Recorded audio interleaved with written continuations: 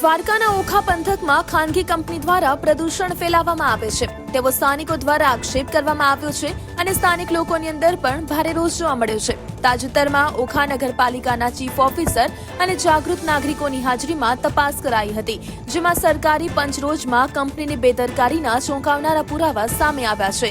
કંપનીના પોન્ડમાં જમા થતું અત્યંત ખારું અને રાસાયણિક પાણી ઓવરફ્લો થઈને આસપાસની ખેતીલાયક જમીનમાં ફરી વળે છે।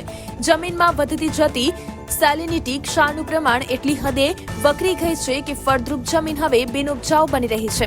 આ પ્રદૂષિત પાણીને કારણે સ્થાનિક વિસ્તારોમાં વૃક્ષો પણ ઉગી નથી શકતા, જે પર્યાવરણ માટે મોટું સંકટ છે। તો સાથે જ કંપનીની આ કથિત તાનાશાહીને કારણે ગામના તળાવ અને અન્ય જળ સ્ત્રોતો દૂષિત થયા છે। ગ્રામજનો માટે પીવાલાયક પાણી હવે પ્રદૂષિત બની રહ્યું હોવાનું સ્થાનિક લોકો દ્વારા આક્ષેપ કરવામાં આવ્યા છે।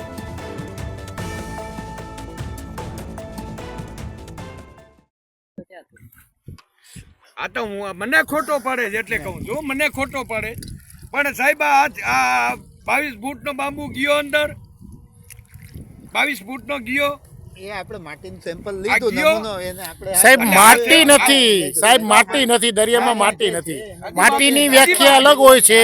આ 22 ફૂટનો બાંબુ છે ભાઈ, જોતા ભાઈ જો મારે તમને અહીંયા નાખી ફારૂક લે તો હવે અહીંયા તો અમે કઈ ખાડો કરવા જ નથી આવ્યા, ઊંચો કરી નાખ જવા આમાં જામી ગયો 22 ફૂટનો છે। લે તમે કયો અહીંયા નાખી આમાં ઉભા રહેજો, શૂટિંગ ચાલુ રાખ ભાઈ, મેકઅપ ચાલુ જ છે, ચાલુ જ છે। આ જાય છે અંદર જાય છે ભાઈ, ઉપર નાખ નાખ નાખ। આ તો 2 જણ હજી બાંબુ નાખે છે, કદાચ ત્રીજો વ્યક્તિ જો સાથે જોઈન થાય ને તો હજી બીજો 5 ફૂટ વયો જાય। હવે જોઈ લી છે ભાઈ આ 80 વર્ષ હવે શૂટિંગ ઉતારો તમે બહાર કાઢીએ, આ તમને અહેસાસ થાય ભાઈ કે 80 વર્ષથી જે કચરો નાખી રહ્યા છે એનું પરિણામ છે। મારી ઉંમર છે ભાઈ, જો શૂટિંગ હરકું ઉતાર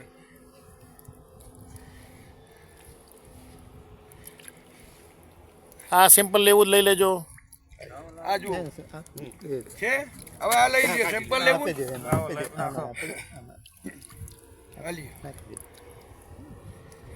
આ કેમિકલ છે સાહેબ, હવે તો કબૂલ કરો છે એ અમે ટેસ્ટ કરાવીએ, હજી ટેસ્ટ કરી ગયો સાહેબ, ટેસ્ટ તો કરો એને સેમ્પલ એની માટે લઈએ સાહેબ આ 4 વખત આ કેટલી તરિયમે ખટી ગયો, તરિયે મેરી અહીંયાથી સેમ્પલ કેટલી વખત લઈ ગયા, એની માટે હવે તો કબૂલ કરો સાહેબ, હવે કબૂલ કરો નહીં એમ જે અમને તો કેમ કબૂલ કર્યું? ના ના જે એનાલિસિસ આવે અમે હમણાં તમને એ જ તમને શું લાગે આ શું હશે?